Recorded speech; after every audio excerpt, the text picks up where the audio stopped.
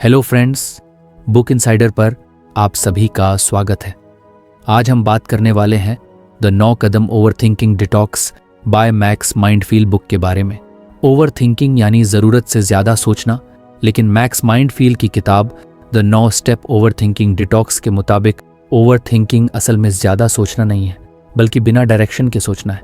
यानी दिमाग में बहुत सारे थॉट्स घूम रहे होते हैं, पर उनमें कोई रास्ता, कोई लॉजिक नहीं होता। ये वैसे ही है जैसे आप जीपीएस के बिना किसी अनजान शहर में गाड़ी चला रहे हो। आप चल तो रहे हो, पर आपको पता ही नहीं कि जा कहाँ रहे हो। दिमाग ऐसे ही बहुत सारी पॉसिबिलिटीज को एक साथ इमेजिन करने लगता है, जैसे अगर ये हो गया तो क्या होगा, अगर वो ना हुआ तो क्या होगा। और ऐसा तब ज्यादा होता है जब अंदर कोई डर होता है या फिर अनसर्टेनिटी होती है। मान लो आप किसी इंटरव्यू की तैयारी कर रहे हो, आपने मेहनत भी की है, लेकिन जैसे ही इंटरव्यू का टाइम नजदीक आता है, दिमाग में सोचना शुरू हो जाता है। अगर इंटरव्यूअर ने टफ सवाल पूछ लिए तो, अगर मेरी इंग्लिश फंस गई तो, अगर रिजेक्ट हो गया तो फिर क्या करूंगा। यही ओवरथिंकिंग है। आप एक सिचुएशन को बार बार माइंड में रिप्ले करते हो, हर बार एक नया नेगेटिव आउटकम सोचते हो, और फिर उस डर की वजह से आप एक्शन ही नहीं ले पाते। मैक्स कहता है कि ओवरथिंकिंग सिर्फ थकाने वाला नहीं होता, ये आपको पैरालिसिस में डाल देता है। आप कुछ करना चाहते हो पर कर नहीं पाते, क्योंकि माइंड में इतना कुछ चल रहा होता है कि क्लैरिटी ही नहीं बचती। और इसकी सबसे बड़ी वजह होती है इमोशनल ट्रिगर्स। डर, गिल्ट, शेम, इनसिक्योरिटी, रिजेक्शन का डर। ये इमोशंस आपके थॉट्स को हाईजैक कर लेते हैं। अब सवाल उठता है, इससे बाहर कैसे निकला जाए। मैक्स का पहला स्टेप है रिकॉग्नाइज ट्रिगर्स। सबसे पहले आपको यह समझना होगा कि ओवरथिंकिंग आपके अंदर कब और कैसे शुरू होता है। इसके लिए किताब में एक आसान टूल दिया गया है जिसे कहते हैं ट्रिगर ट्रैकर। ये एक तरह की डायरी होती है जिसमें आप नोट करते हो कि आपने कब ओवरथिंक करना शुरू किया, उस वक्त आपकी इमोशनल स्टेट क्या थी, आप किस एनवायरनमेंट में थे और उस समय क्या इवेंट हुआ था। मान लो आप शाम को घर लौटे और अचानक माइंड में चिंता शुरू हो गई, कल की प्रेजेंटेशन में क्या बोलूँगा। अब इस मोमेंट को आप ट्रैक कर सकते हो। टाइम शाम 7:30, प्लेस घर, अकेले, emotion nervousness, trigger, reminder on phone for tomorrow's meeting. जब आप ऐसा बार बार ट्रैक करते हो तो एक पैटर्न सामने आता है। आपको समझ आता है कि किस तरह की सिचुएशंस आपको ओवरथिंकिंग में ले जाती हैं। यह अवेयरनेस ही पहला कदम है सेल्फ कंट्रोल की ओर। ट्रिगर को पहचानना इसलिए ज़रूरी है क्योंकि जब तक हमें ये पता नहीं होता कि बीमारी कहाँ से शुरू हो रही है, तब तक इलाज करना मुश्किल होता है। और कई बार ट्रिगर बहुत सटल होते हैं, जैसे कोई दोस्त की इंस्टा स्टोरी देखकर अपने बारे में लो फील करना, या किसी का रूड कमेंट, या चाइल्डहुड का कोई अनरिजॉल्व्ड फियर।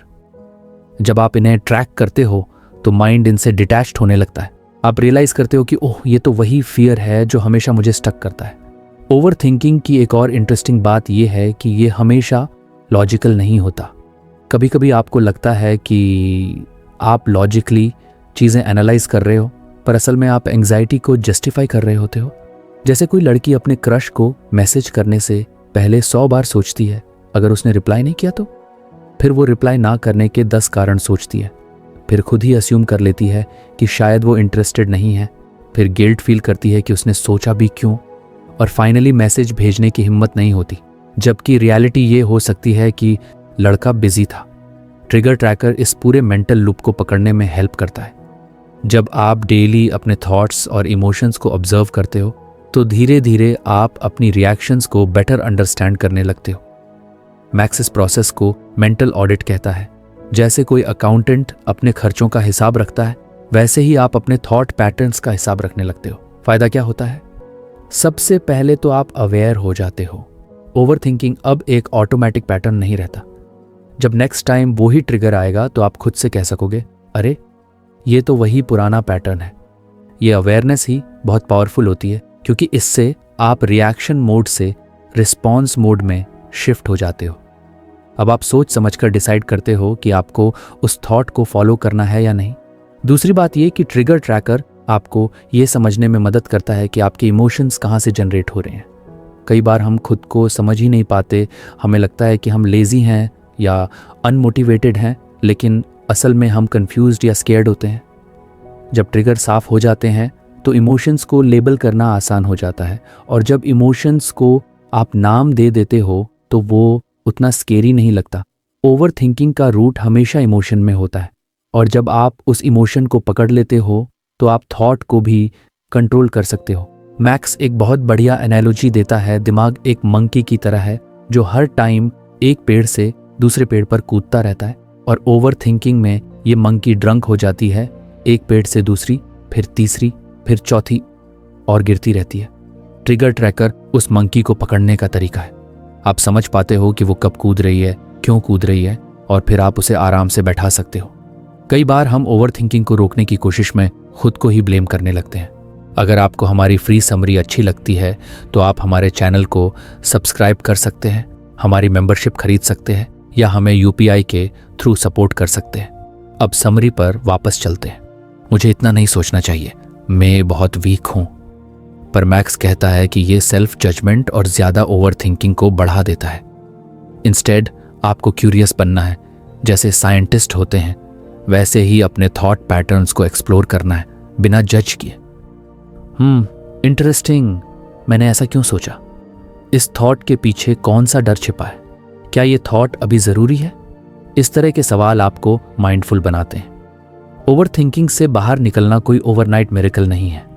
ये एक स्लो और स्टेडी प्रोसेस है, लेकिन पहला और सबसे ज़रूरी कदम है अवेयरनेस, और वो तभी आएगा जब आप अपने ट्रिगर्स को पहचानोगे। जब आप ट्रिगर ट्रैकर का यूज़ करते हो तो आप अपने माइंड के मेज़ में एक मैप बनाते हो, और वो मैप आपको रास्ता दिखाता है।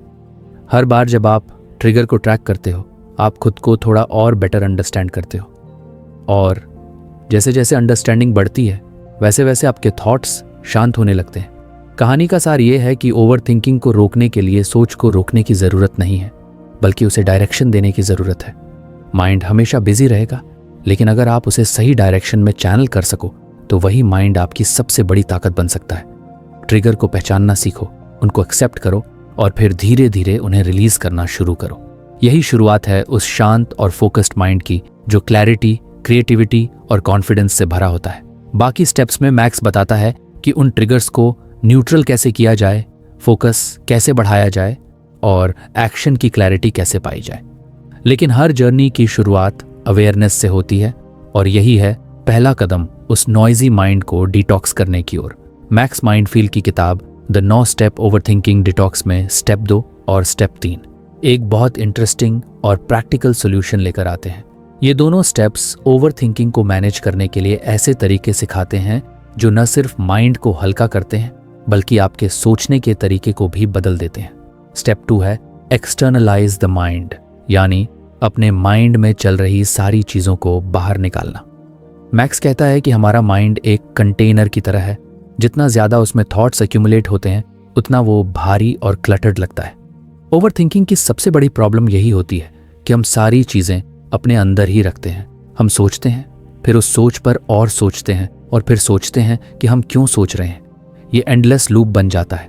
एक्सटर्नलाइज करने का मतलब है जो भी थॉट्स आपके दिमाग में घूम रहे हैं उन्हें बाहर निकाल दो, और इसके लिए मैक्स 3 टेक्निक्स सजेस्ट करता है: stream of consciousness, journaling, morning pages और mind mapping. Stream of consciousness journaling एक बहुत ही सिंपल टेक्निक है। आपको बस एक नोटबुक और पेन चाहिए, और फिर आपको जो भी माइंड में चल रहा है उसे बिना रुके, बिना ग्रामर या लॉजिक की चिंता किए बस लिखते जाना है। जैसे माइंड सोच रहा है वैसे ही हाथ चलाना है। Example: I don't know what I'm thinking right now, but my mind is spinning. Maybe because I have to call mom, or maybe it's that email I didn't send, or maybe I'm just tired. Everything feels mixed like a noise.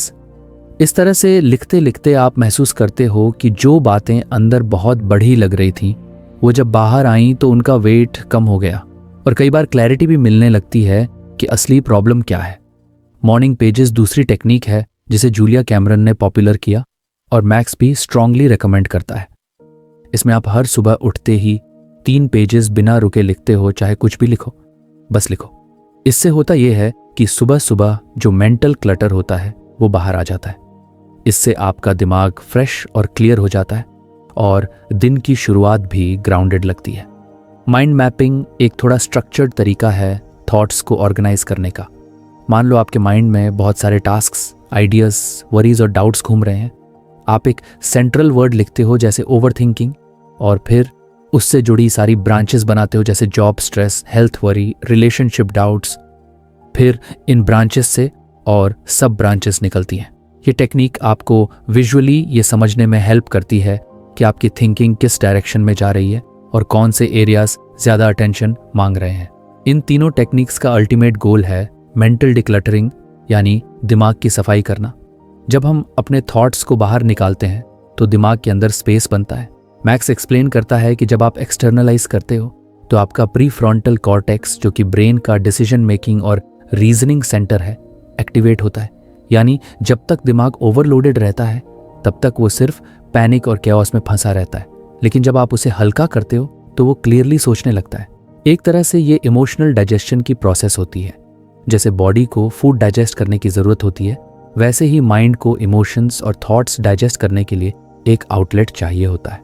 Journaling, morning pages और mind mapping वो outlet बन जाते हैं। अब आते हैं step 3 पर delete spiral. Over thinking अक्सर अचानक शुरू हो जाता है। कोई छोटी सी बात माइंड में आती है और वो तुरंत एक स्पाइरल में बदल जाती है। यानी एक नेगेटिव थॉट से 10 और नेगेटिव थॉट्स जुड़ जाते हैं। जैसे किसी फ्रेंड ने मैसेज का रिप्लाई नहीं दिया और अचानक आप सोचने लगते हो, शायद वो मुझसे नाराज है, क्या मैंने कुछ गलत कहा, क्या मेरी दोस्ती खत्म हो रही है, अला।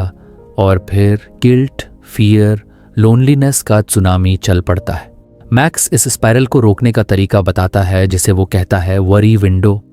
वरी विंडो का मतलब है आप दिन में एक फिक्स टाइम सेट करते हो जिसमें आप बस वरी कर सकते हो। बाकी समय आप खुद को अलाउ नहीं करते कि आप उस टॉपिक पर सोचें। जैसे मान लो आपने अपनी वरी विंडो शाम 6:30 से 6:50 रखी। अब दिन भर अगर कोई वरी माइंड में आती है तो आप खुद से कहते हो, ओके, इस पर मैं 6:30 पर सोचूंगा, और फिर उस थॉट को पोस्टपोन कर देते हो। इस टेक्निक का साइकोलॉजिकल बेनिफिट ये है कि आप माइंड को एक बाउंड्री सिखाते हो। माइंड को पता चलता है कि हर थॉट को तुरंत पकड़कर च्यू करना जरूरी नहीं है। उसे एक डिसिप्लिन्ड स्ट्रक्चर मिलता है। शुरुआत में माइंड रेजिस्ट करेगा, अरे ये इंपॉर्टेंट है, अभी सोच लो। पर जब आप प्रैक्टिस करते हो तो माइंड एक ओबीडिएंट बच्चे की तरह बिहेव करने लगता है। उसे पता चलने लगता है कि वरी के लिए एक स्पेसिफिक समय है और उससे पहले सोचने की जरूरत नहीं। मैक्स ये भी सजेस्ट करता है कि जब आपकी वरी विंडो का टाइम आए तब आप टाइमर लगाओ और फ्रीली उन थॉट्स को एक्सप्लोर करो। चाहो तो उस टाइम में जर्नलिंग करो या माइंड मैप बना लो या बस अलाउ करो अपने माइंड को सोचने दो।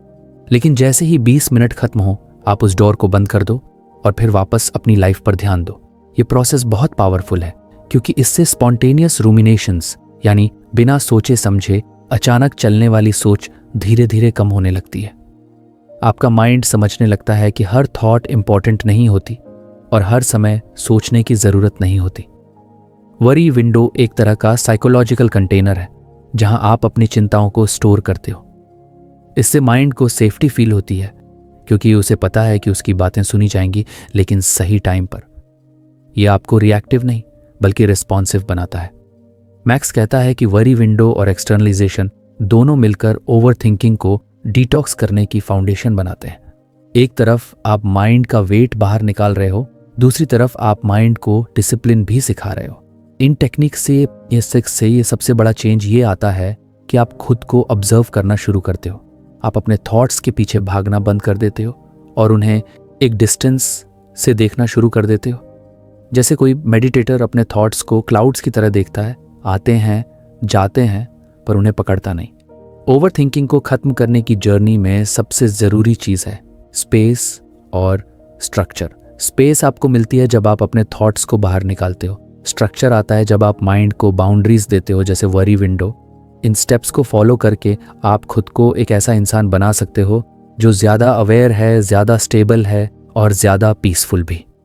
माइंड अब एक बैटलफील्ड नहीं बल्कि एक पीसफुल गार्डन बन जाता है जिसमें आप सोचते हो, समझते हो और फिर काल्मली एक्शन लेते हो।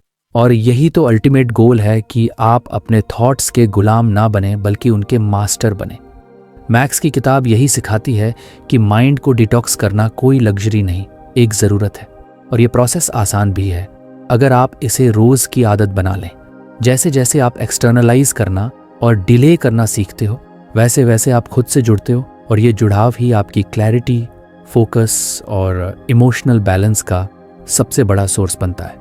मैक्स माइंडफील्ड की किताब द 9 स्टेप ओवरथिंकिंग डिटॉक्स में स्टेप 4 और स्टेप 5 हमें सिखाते हैं कि कैसे हम अपने माइंड को ओवरथिंकिंग की पकड़ से बाहर निकालकर फोकस और क्लैरिटी की ओर ले जा सकते हैं। इन स्टेप्स में हमें 2 पावरफुल चीज़ें सिखाई जाती हैं, एक तो फोकस बिल्ड करना और दूसरा डिजिटल वर्ल्ड से अपने दिमाग को प्रोटेक्ट करना। दोनों ही आज के समय में बहुत ज़रूरी हैं, क्योंकि हम एक ऐसे दौर में जी रहे हैं जहां अटेंशन सबसे ज़्यादा डिस्ट्रैक्ट होती है और माइंड सबसे ज़्यादा ओवरवेल्म्ड। स्टेप 4 में मैक्स कहता है कि ओवरथिंकिंग तब होता है जब हमारा माइंड एम्प्टी होता है या डायरेक्शनलेस होता है। जब माइंड को कोई प्रॉपर एक्टिविटी या स्ट्रक्चर नहीं मिलता, तब वो अपनी ही दुनिया में घुस जाता है, सोचता है, इमेजिन करता है और अक्सर नेगेटिव सिनारियोज क्रिएट करता है। इसलिए ज़रूरी है कि हम अपने दिमाग को एक इंटेंशनल फोकस दें, ताकि वो एमलेसली भटकने की बजाय कॉन्शियसली काम करे। इसके लिए मैक्स इंट्रोड्यूस करता है कुछ एंटी ओवरथिंकिंग रिचुअल्स, यानी ऐसे छोटे छोटे डेली हैबिट्स जो आपको ग्राउंडेड रखते हैं और आपको एक फोकस्ड माइंडसेट में स्विच करने में हेल्प करते हैं। इन रिचुअल्स में 3 मुख्य टेक्निक्स हैं: ग्राउंडिंग एक्सरसाइजेस, ब्रीदिंग टेक्निक्स और focus start routines. Grounding exercises वो सिंपल टेक्निक्स होती हैं जो आपको प्रेजेंट मोमेंट में लाती हैं। जब माइंड फ्यूचर के बारे में वरी करता है या पास्ट में अटका होता है, तब ग्राउंडिंग से आप वापस अब में लौट आते हो। एक आसान ग्राउंडिंग मेथड है 5-4-3-2-1 टेक्निक। इसमें आप अपनी सेंसेस का यूज़ करते हो। 5 चीज़ें देखो जो आपको दिख रही हैं, 4 चीज़ों को टच करो, 3 चीज़ों की आवाज़ सुनो, 2 चीज़ों की स्मेल लो, 1 स्वाद महसूस करो। इस अभ्यास से मन ऑटोमेटिकली प्रेजेंट मोमेंट में आ जाता है और ओवरथिंकिंग की स्पिरल से बाहर निकलने लगता है। ब्रीदिंग टेक्निक्स भी बहुत पावरफुल होती हैं। जब हम एंग्शियस होते हैं या बहुत सोच रहे होते हैं, तब हमारी ब्रीदिंग शैलो और फास्ट हो जाती है। मैक्स सजेस्ट करता है कि डीप ब्रीदिंग को प्रैक्टिस करो, जैसे बॉक्स ब्रीदिंग। 4 सेकेंड्स इनहेल करो, 4 सेकेंड्स रोक कर रखो, 4 सेकेंड्स एक्सहेल करो, 4 सेकेंड्स पॉज लो। ऐसी ब्रेथिंग से नर्वस सिस्टम कैल्म होता है और माइंड नेचुरली पीसफुल होने लगता है। फोकस स्टार्ट रूटीन्स का मतलब है हर बार जब आप कोई काम शुरू करें तो एक छोटा सा रिचुअल करो जो आपके माइंड को सिग्नल दे कि अब ओवर थिंकिंग बंद, अब एक्शन टाइम है। एग्जाम्पल के लिए, आप जब भी वर्क स्टार्ट करो तो 2 मिनट के लिए बैठकर आइज क्लोज करके ब्रीथ लो। फिर अपने इंटेंशन को साइलेंटली रिपीट करो, मैं फोकस्ड हूँ, मैं क्लियर हूँ, मैं प्रेजेंट हूँ। इससे माइंड को एक क्यू मिलता है कि अब उसे स्कैटर्ड नहीं होना, बल्कि एक डायरेक्शन में चलना है। मैक्स कहता है कि ये रिचुअल्स कोई फैंसी टेक्निक नहीं है, बल्कि छोटे छोटे एंकर्स हैं जो माइंड को स्टेबिलिटी और डिसिप्लिन देते हैं। जब आप इन्हें रोज़ करते हो तो आपका ब्रेन खुद को ट्रेन करने लगता है कि कब रिलैक्स करना है और कब फोकस करना है। ओवरथिंकिंग तब कम होता है जब फोकस बढ़ता है, और फोकस तब बढ़ता है जब आपके पास रिचुअलाइज्ड स्ट्रक्चर हो। अब आते हैं स्टेप 5 पर, डिजिटल हाइजीन। ये स्टेप बहुत ही ज़रूरी है, खासकर आज के टाइम में जब फ़ोन और सोशल मीडिया हर सेकंड हमारा ध्यान खींचते हैं। मैक्स पूरे एक चैप्टर में इस बात को समझाता है कि कैसे नोटिफिकेशंस, पिंग्स और सोशल मीडिया लूप्स हमारे माइंड को कॉन्स्टेंटली स्टिमुलेट करते रहते हैं, और ये ओवर स्टिमुलेशन ही ओवर थिंकिंग का मेजर फ्यूल बन जाती है। सोचिए, आपने इंस्टाग्राम खोला एक नोटिफिकेशन देखने के लिए, और देखते देखते आप 30 मिनट स्क्रॉल कर रहे हो। फिर एक कंपैरिजन शुरू होता है, इसकी लाइफ कितनी परफेक्ट है, मैं कहाँ हूँ, मुझे कुछ अचीव करना चाहिए था, और यही थॉट स्पाइरल बन जाती है। मैक्स कहता है ये डिजिटल वर्ल्ड का ट्रैप है जिसमें हम अपने माइंड को बार बार डंप कर रहे हैं। इससे बचने के लिए मैक्स कुछ प्रैक्टिकल डिजिटल हाइजीन स्ट्रैटेजीज बताता है। पहली टेक्निक है ग्रे स्केल स्क्रीन। जब आप अपने फ़ोन की स्क्रीन को ब्लैक एंड वाइट मोड में डालते हो तो वो कम आकर्षक लगती है। रंग हमारे ब्रेन को स्टिमुलेट करते हैं, red notification, dots, bright stories आदि, ये सब डोपामाइन रिलीज करते हैं। लेकिन ग्रे स्क्रीन से ये प्रभाव कम हो जाता है और आप कम समय फ़ोन पर रहते हो। दूसरी तकनीक है do not disturb cycles. Max suggest करता है कि दिन में कुछ ब्लॉक्स ऐसे रखो जहां फ़ोन पूरी तरह साइलेंट हो, ना कोई कॉल, ना कोई नोटिफिकेशन। इन ब्लॉक्स को डीप वर्क जोन्स कह सकते हैं। आप ये 1 घंटे के सेशन में कर सकते हो, और उस वक्त सिर्फ अपना काम करो, बिना किसी डिजिटल डिस्ट्रैक्शन के। इससे आपका ब्रेन फोकस्ड मोड में जाता है और ओवर थिंकिंग की जगह प्रोडक्टिविटी बढ़ती है। तीसरी स्ट्रैटेजी है डोपामीन फास्टिंग। ये टर्म सुनने में ड्रामेटिक लग सकती है, पर मैक्स इसे बहुत प्रैक्टिकल वे में एक्सप्लेन करता है।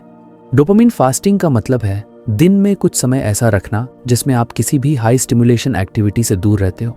No phone, no music, no TV, no snacks, बस आप और आपका रियल एनवायरनमेंट। इस टाइम में आप वॉक कर सकते हो, बैठकर सोच सकते हो, जर्नल लिख सकते हो। इससे ब्रेन का रिवॉर्ड सिस्टम रीसेट होता है और आप छोटी चीज़ों में भी जॉय और क्लैरिटी महसूस करने लगते हो। मैक्स ये भी समझाता है कि जब आप बार बार फ़ोन चेक करते हो तो आपका ब्रेन एक एडिक्शन पैटर्न डेवलप करता है। हर बार एक पिंग आता है, एक स्पाइक मिलता है, फिर थोड़ी देर बाद ड्रॉप होता है, और जब वो ड्रॉप आता है तो माइंड ओवर थिंकिंग करने लगता है। कोई मैसेज क्यों नहीं आया, मैं अकेला क्यों फील कर रहा हूँ, करा दूँ, ले ली। ये इमोशनल डिप्स ही ओवर थिंकिंग का पेट भरते हैं। इसलिए डिजिटल हाइजीन सिर्फ माइंड को रिलैक्स करने के लिए नहीं है, ये ओवर थिंकिंग से प्रोटेक्शन देने का आर्मर है। जब आप खुद से बाउंड्रीज सेट करते हो कि कब फ़ोन देखना है और कब नहीं, तो आप खुद के थॉट्स और इमोशंस के मास्टर बनते हो। मैक्स एक एक्सरसाइज रिकमेंड करता है, फ़ोन पार्किंग स्पॉट, यानी घर में एक जगह फिक्स कर दो जहां फ़ोन रखा जाएगा और हर वक्त वो आपकी जेब में या हाथ में नहीं रहेगा। ये सिंपल हैबिट आपके अवेयरनेस को बढ़ा देती है कि आप फ़ोन यूज़ कर रहे हो या फ़ोन आपको यूज़ कर रहा है। एक और सजेशन है नोटिफिकेशन ऑडिट। हर ऐप को चेक करो कि क्या उसके नोटिफिकेशंस वाकई ज़रूरी हैं। 90% ऐप्स की नोटिफिकेशंस को बंद किया जा सकता है। जब आप ये करते हो तो आपके माइंड में अननेसेसरी नॉइज़ आनी बंद हो जाती है। स्टेप 4 और 5 का मूल उद्देश्य है माइंड को इंटेंशनल बनाना। एक तरफ आप रिचुअल्स से माइंड को डिसिप्लिन दे रहे हो, दूसरी तरफ आप डिस्ट्रैक्शंस को मैनेज कर रहे हो। इसका इफेक्ट बहुत पावरफुल होता है। आप देखोगे कि ओवर थिंकिंग की फ्रीक्वेंसी कम हो रही है, क्लैरिटी बढ़ रही है और आपको अपनी लाइफ पर ज़्यादा कंट्रोल महसूस हो रहा है। मैक्स यही कहना चाहता है, ओवर थिंकिंग कोई कैरेक्टर फ्लॉ नहीं है, ये एक अनमैनेज्ड माइंड की नेचुरल स्थिति है। और जब आप माइंड को मैनेज करना सीख जाते हो रिचुअल्स और डिजिटल हाइजीन से, तो आप धीरे धीरे उस लूप से बाहर आने लगते हो जिसमें आप फंसे हुए थे। फोकस हैबिट्स और डिजिटल बाउंड्रीज आज के समय की सबसे बड़ी ज़रूरत है। ये स्टेप्स सिर्फ ओवर थिंकिंग ही नहीं, बल्कि एंग्जाइटी, डिस्ट्रैक्शन और बर्नआउट जैसी चीज़ों को भी कंट्रोल करने में मदद करते हैं। और सबसे अच्छी बात यह है कि इन्हें इम्प्लीमेंट करना मुश्किल नहीं है, बस शुरुआत करनी होती है। तो अगर आप चाहते हो कि आपका माइंड आपका सपोर्ट करे, न कि आपको परेशान करे, तो इन 2 स्टेप्स को अपनी डेली लाइफ में इंटीग्रेट करना शुरू करो। ग्राउंडिंग करो, ब्रेथ करो, फोकस्ड स्टार्ट करो, फ़ोन को आराम दो और फिर देखो कैसे आपका माइंड एक पीसफुल और पावरफुल स्पेस में बदलता है। यही है असली डिटॉक्स, अपने माइंड को अपनी सबसे बड़ी ताकत में बदलना। मैक्स माइंडफील्ड की किताब the 9 step over thinking detox का स्टेप 6 और स्टेप 7 हमें 2 बहुत गहरी और ट्रांसफॉर्मेटिव टेक्निक्स को सिखाते हैं, जिनसे न सिर्फ हम ओवर थिंकिंग से बाहर आ सकते हैं, बल्कि अपनी सोचने की आदत को भी पूरी तरह से बदल सकते हैं। स्टेप 6 हमें सिखाता है कि कैसे हम खुद को अभी के पल में लाएं, और स्टेप 7 हमें यह समझने में मदद करता है कि हमारे अंदर जो सेल्फ टॉक चल रही है वे हमारे साथ कैसे खेल खेलती है और कैसे हम उसे अपने पक्ष में बदल सकते हैं।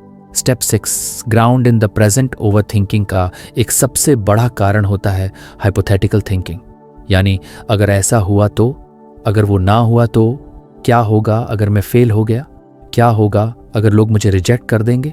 ये सारे सवाल भविष्य से जुड़े होते हैं और हमें एंग्जाइटी से भर देते हैं। लेकिन मैक्स कहता है कि हमारे पास केवल एक ही चीज सच में है, और वो है अब का पल, यानी द प्रेजेंट मोमेंट।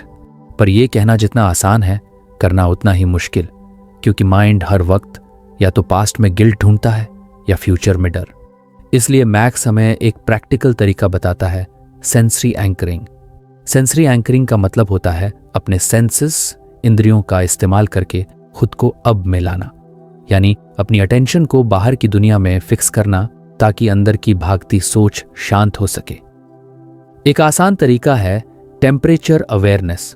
जैसे आपने बस अपनी स्किन पर जो टेम्परेचर महसूस हो रहा है उस पर ध्यान देना शुरू कर दिया। आपकी हथेली में ठंडक है या गर्मी है, आपके गाल पर हवा लग रही है, आपके पैरों में जमीन की ठंडक है या गर्मी। इस अवेयरनेस से माइंड धीरे धीरे काम होता है। क्योंकि अब वो फ्यूचर की चिंता नहीं कर रहा, बल्कि अब की सेंसेशन पर ध्यान दे रहा है। दूसरा तरीका है साउंड फोकस, अपने आसपास की आवाज़ों पर ध्यान देना, जैसे फैन की आवाज़, कोई बर्ड की आवाज़, दूर से आती कोई ट्रैफिक साउंड। जब आप एक्टिवली सुनते हो, बिना जज किए बस ऑब्जर्व करते हो, तो आपका माइंड नेचुरली प्रेजेंट मोमेंट में आ जाता है। यही अटेंशन एंकर बन जाती है। मैक्स एक इंटरेस्टिंग एग्जाम्पल देता है, जैसे कोई बच्चा पार्क में खेल रहा होता है। वो उस पल में इतना डूबा होता है कि उसे ना कल की चिंता होती है, ना कल क्या होगा उसका डर। माइंड को उसी इनोसेंट क्यूरियोसिटी की ज़रूरत होती है, अभी क्या हो रहा है, ये पूछना ही ग्राउंडिंग का पहला स्टेप है। सेंसरी एंकरिंग का एक और बेनिफिट है, ये हमारे नर्वस सिस्टम को काम करता है। जब माइंड सोचता है कि कोई डेंजर है, भले ही वो रियल ना हो, बस इमेजिनेशन हो, तब बॉडी फाइट और फ्लाइट मोड में चली जाती है। सेंसरी अवेयरनेस उसे सिग्नल देती है कि सब ठीक है, कोई खतरा नहीं है, और बॉडी रिलैक्स करना शुरू करती है।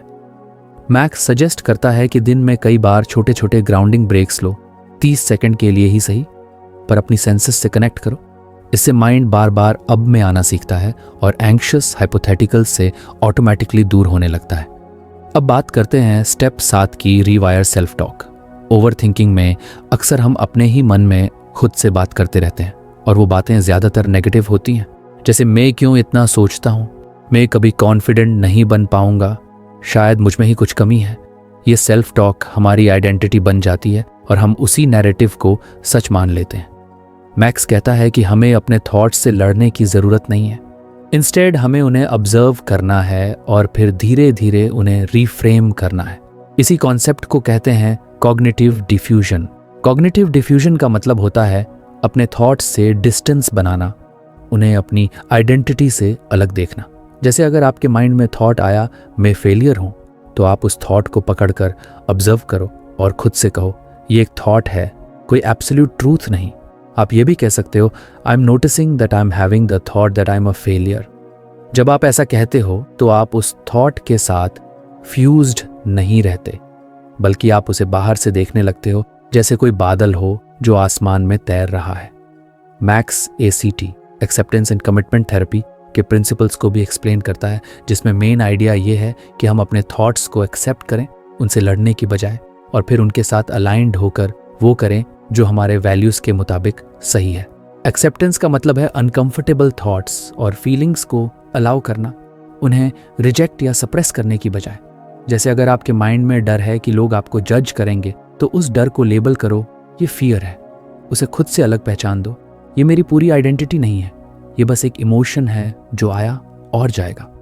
कमिटमेंट का मतलब है उन वैल्यूज़ को चूज करना जो आपके लिए मीनिंगफुल है, और फिर उनके हिसाब से एक्शन लेना, चाहे माइंड कुछ भी बोले। जैसे अगर आपकी वैल्यू है ग्रोथ, तो आप डिस्कम्फर्ट के बावजूद वो प्रेजेंटेशन दोगे, क्योंकि आप जानते हो कि यही आपको आगे ले जाएगा। मैक्स ये भी सिखाता है कि सेल्फ टॉक को रिवायर करने के लिए कुछ पावरफुल रिफ्रेमिंग स्टेटमेंट्स यूज कर सकते हो। Instead of I can't do this, say I am learning how to do this. Instead of I am not good enough, say I am growing and improving every day. Instead of what if I fail, say what if I succeed. ये shift subtle लगता है, पर इसका असर बहुत गहरा होता है। धीरे धीरे आपका ब्रेन नए बिलीफ्स को एक्सेप्ट करना शुरू करता है। मैक्स जर्नलिंग की मदद से भी सेल्फ टॉक रिफ्रेम करने की सलाह देता है। एक सेक्शन लिखो माई ओवर थिंकिंग थॉट, और उसके सामने दूसरा कॉलम माई रिफ्रेम, जैसे मैं सबके सामने ऑकवर्ड लगूंगा, मैं इंसान हूं और हर कोई कभी ना कभी ऑकवर्ड फील करता है, मैं कुछ भी ठीक से नहीं करता, मैंने बहुत कुछ सीखा है और आगे भी सीखता रहूंगा। ये प्रैक्टिस आपकी हैबिचुअल नेगेटिव थिंकिंग को ब्रेक करती है और एक नया नैरेटिव बनाती है। स्टेप 6 और 7 को कंबाइन करो तो एक पावरफुल शिफ्ट आता है। पहले आप अब में रूटेड होते हो और फिर अपने माइंड की लैंग्वेज को बदलते हो। इससे आपका पूरा इंटरनल एनवायरनमेंट ट्रांसफॉर्म होने लगता है।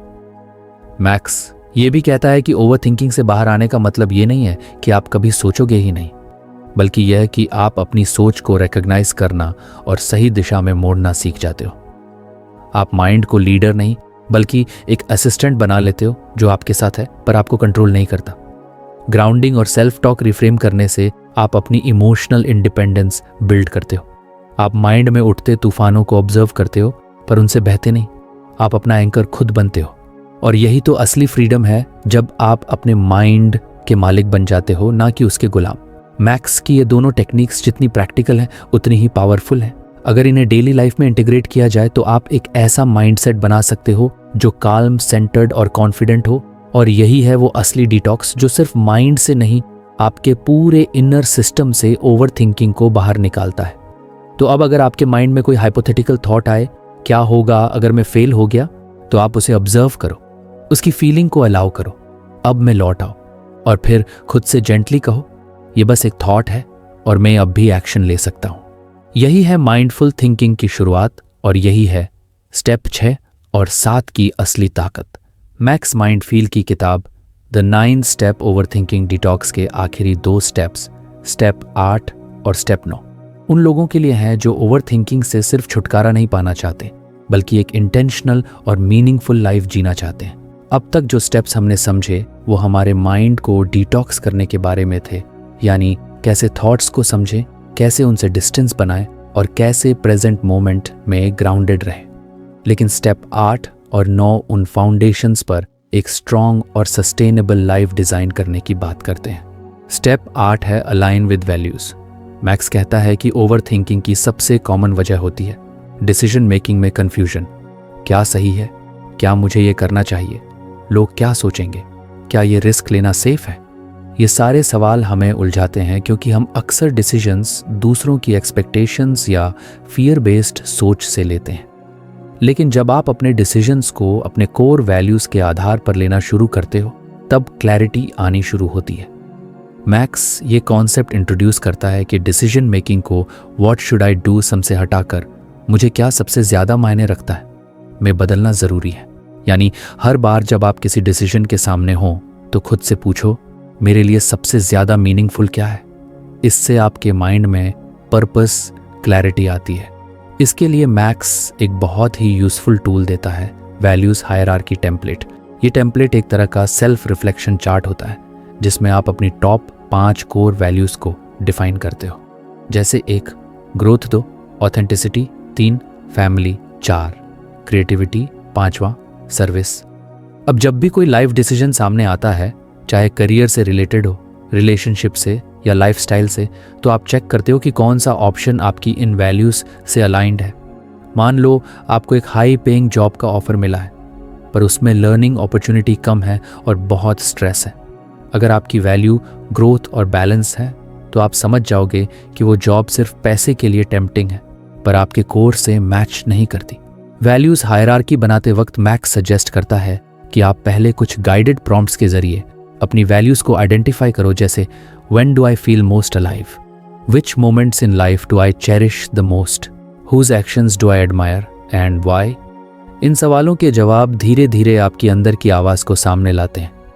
आप समझते हो कि आपकी आइडेंटिटी सिर्फ सोशल लेबल्स नहीं है, बल्कि एक डीपर इंटेंशन है, और उसी इंटेंशन के साथ अलाइंड होकर डिसीजंस लेना ही ओवरथिंकिंग का अल्टीमेट एंटीडोट है। अब बात करते हैं स्टेप 9 की architect your mental ecosystem. Max इस फाइनल स्टेप में हमें सिखाता है कि एक हेल्थी माइंड एक्सीडेंटल नहीं होता, वो डिज़ाइन किया जाता है।